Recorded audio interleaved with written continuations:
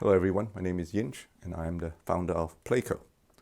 We made a game called Sketchy 365 which has been featured on the Quest new tab page, and this was made using the Wonderland engine, which I think is a superb engine for making WebXR content. The Wonderland community is full of contributors who have added projects and templates for you to get started quickly in WebXR, and today I will be using one of these starter projects made by Senior Pipo to make a grab and throw experience based on the WLE PP library made by Senior Pipo. Let's get started. So with the project unzipped,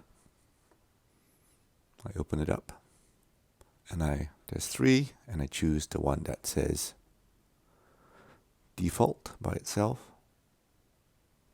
And at this point I can do a thing where you can either build it in here or you can build it externally. Let's do it in here. I'm going to make a copy of the project and I'm going to call it thrower. So I'm going to open the project.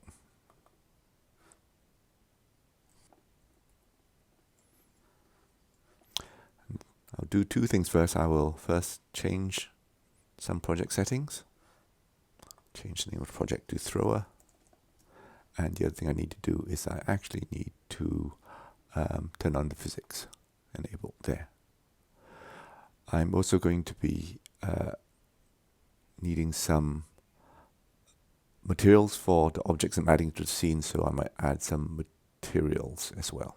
That's under views, resources, and materials. And I'll just use this create material to create 4 materials. You can rename them here. Call this mat material 1, and then create material 2, create material 3, and I won't be able to change their properties until I attach them to an object, material 4. The next thing I'm doing is I'm going to add actual items to the scene. Going back to the scene here. So first I'm going to create the ground object, which is a mesh. Choose mesh. You look at the properties. It needs 2 things filling in. For simplicity, I'm going to use a primitive cube and call it material 1. And at this point, I can set the material's color to what is sort of like a ground color, which I'm going to say is sort of brown, maybe a bit darker.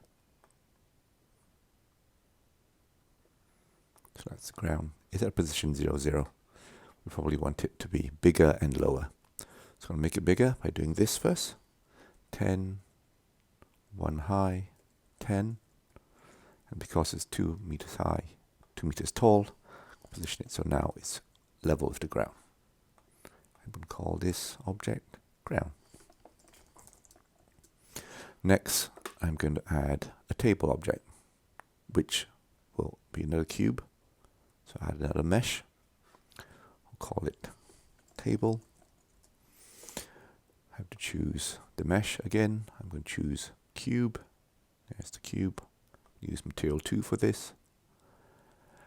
And just to make it distinctive, we'll just choose a different color. Let's choose a purple color. Purple's always fun. And then it's embedded in there, but that's fine. And I also know that because of it being at position 0, which is exactly where you're standing, you don't be standing inside the table. So I'm going to move the table across a little bit. 1 meter across, maybe a little bit more. Let's say there. Next, I'm going to add an object to put on the table, which is another cube again. Another cube. Material 3 for this one. It's a much smaller object. 0.1 by 0.1 by 0.1. Set its color to, say, red. and I'm going to position it above the table. It's there. Okay. And I'm going to call this cube. Then the last object I would add is something slightly in the distance. Another mesh. I'm going to call this target. It's another cube, but stretched out, primitive cube. Set it to material 4. And I think I decided to make this color yellow. Sort of a golden color anyway. And its size is, I want to be tall and thin, so I'm going to make it be, let's see, this sort of wide, probably this tall and this deep. I think that might be a little bit not quite skinny enough, so let's do this. See, it's embedded in the ground because the center point is down there, so I'm going to move it up slightly, and I'm going to move it here, slightly higher. Okay, so this is the scene objects setup. Next, I'm going to add physics to these objects. So the physics I'd switched on already. I'm going to start with the ground, and I'm going to add physics. Physics, it says. And for physics, we got to tell it a few things. Firstly, we want it to use a box for its collider. And you know we made this 10 by 1 by 10, so let's do that as well. 10 by 1 by 10. And it's static. Can we see it? Is it 20 by 2? Oh, actually, it might be because I haven't turned on the visualizer. There we are. So it should be 10 by 1 by 10. So you'd run simulation once just to make it appear. Turn it off. Okay. Next, the table. Also, we want to add a physics to it. And this time, similarly, we want it to be a box. It's static. And this one is 1 by 1 by 1. 1 by 1 by 1. And let's do a simulate. Then you can see the purple outline showing you where the collision is. Next, we add this cube, physics to this cube. Add component, physics, and you see it's sphere there, but we want it to be cube again. And here is box. This one's slightly different because it's going to be a dynamic object. So instead of turning the static on, we'll leave static off. Make the extents match 0.1 by 0.1 by 0.1. If you stop the simulation, it goes to resting position, and if you turn it on, it simulates, and you can see it falls down and meets the table. And then finally, there's one more object that we want to add physics to, which I call target physics. And the minute you add something to it, the simulation starts. I'm going to turn the simulation off for the time being. And add a box. And we just copy the scaling that it has to the extents. 0.1, 0.5, 0.2. And with gravity on. So if we do the simulation now, these two objects fall down. Okay? And that is the physics running.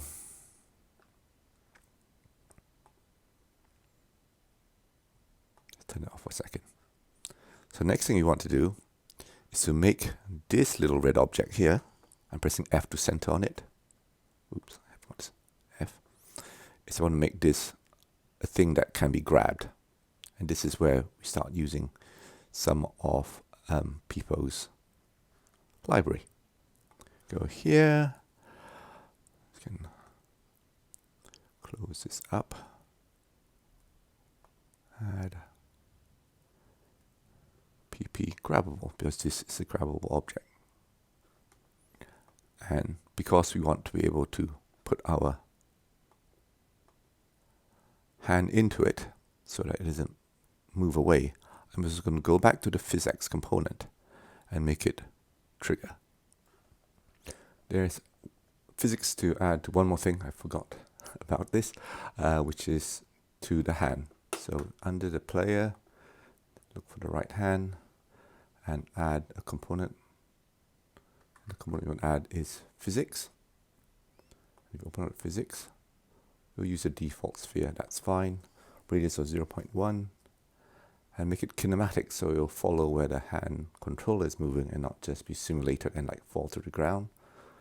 And also make it trigger so that the hand can pass into the object to grab it. Now for the interaction. We want this hand to be something that can grab. So we do add component and look for pp grabber hand. And be sure under pp grabber hand to set the handedness according to the controller it's attached to. In this case, it is the right hand. And we're going to use the grip button or the squeeze button to be the thing that activates the grabbing. So now that we've made the hand be the grabber, let's make this cube here be grabbable. Add component, look for pp grabbable. Let's have a look at that, and it just be all default values. So now this is ready for a simulation, and then we do that by building it and start the server. And I'm using localhost over USB cable to test it in my Quest headset.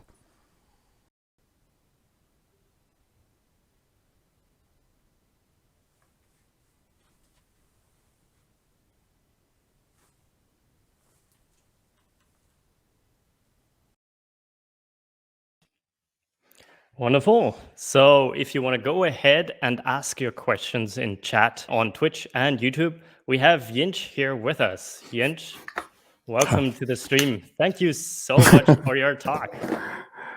You're welcome. I'm glad to be able to contribute to the community. We've been very helpful in terms of learning the skills and having the tools for making WebXR rapidly.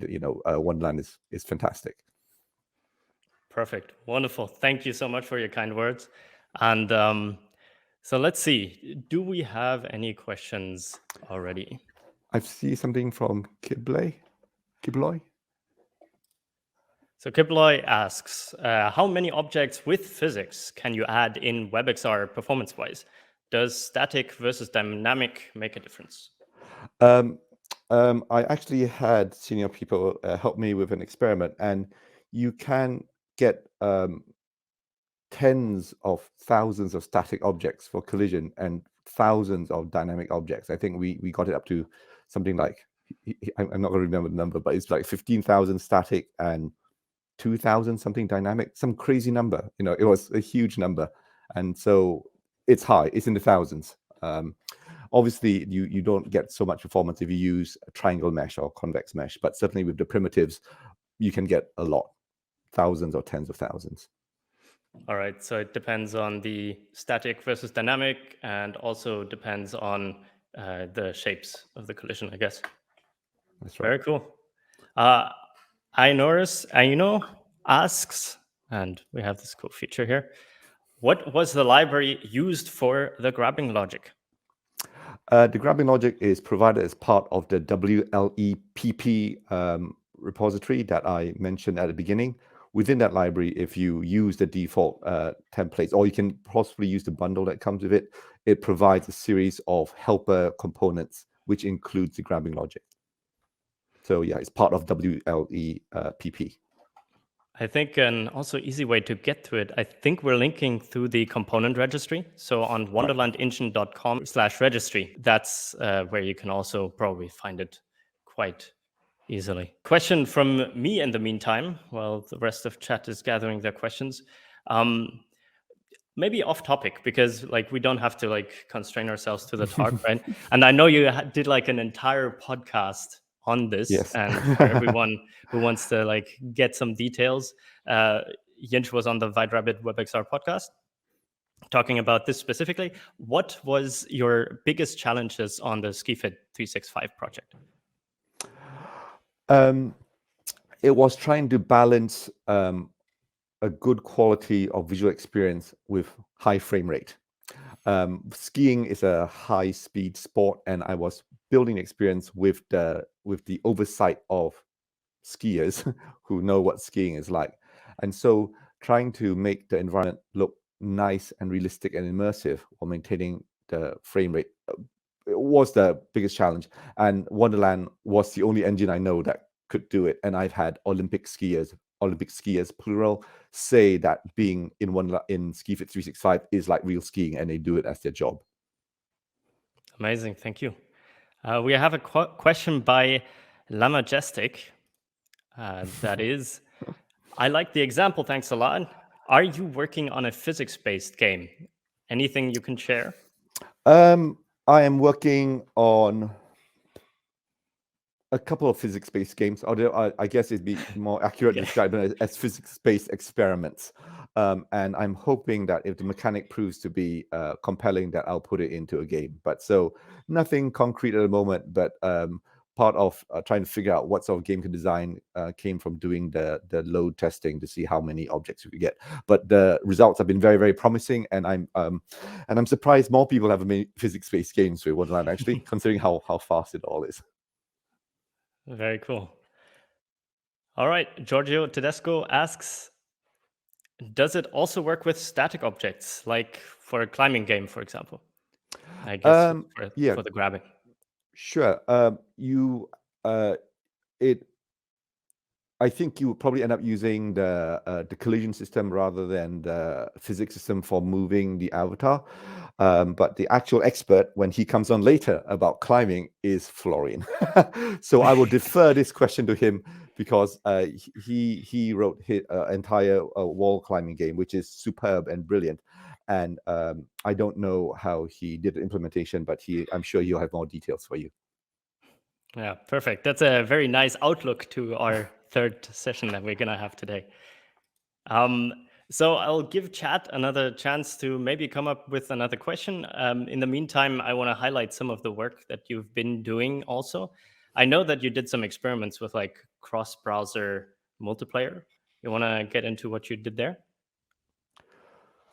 Cross XR, AR, VR, like multiplayer experiments. Yes, we actually set up a very, very early experiment where it was for product designers, where one of the, like, for instance, the product designer could be in VR with an object and be walking around it and speaking, and the client would be visiting the same space from their phone. And that way, and they could use their phone to walk around the object as if the object was inside the room, and use their pointer to indicate stuff. And they also had speech. And so we did this quite very, very prototypey experiment. But I was speaking with a researcher over in California, and she was in her VR headset, and I was on my phone. So yes, we've done AR and VR mixed spaces. Amazing, very cool. And finally, one last question from myself again. I know you're the originator of the Canvas UI library. You want to go into why you wrote it, or why Playco wrote it, and what you're using it for example? Canvas UI, to explain it, is a library that allows you to very rapidly build user interfaces in the Wonderland engine's texture system. And we built it because we were making a more complex UIs for the player, and we wanted to be able to build those up quite rapidly. And so rather than having to use manual positionings of stuff, we wrote it in such a way that it had all the behavior of widgets and stuff, and you could put UIs together in minutes. And so there was a demand for more complex UIs, and we wanted it to be able to be customizable and be very functional, so that people could start building your own UIs quickly. And so we were motivated by solving your own problem, but then we open sourced it so that other people could also benefit, because we need to work together. Perfect. And thank you very much for that. I think it helps out a lot of people. All right, Yinch, again, thank you so much for your session. I hope that people will build way more physics-based games now. Definitely. Thank you for also being here in the live session with us. And with that, we will move on to the next talk. Thank you very much. Bye, Yinch. Bye-bye.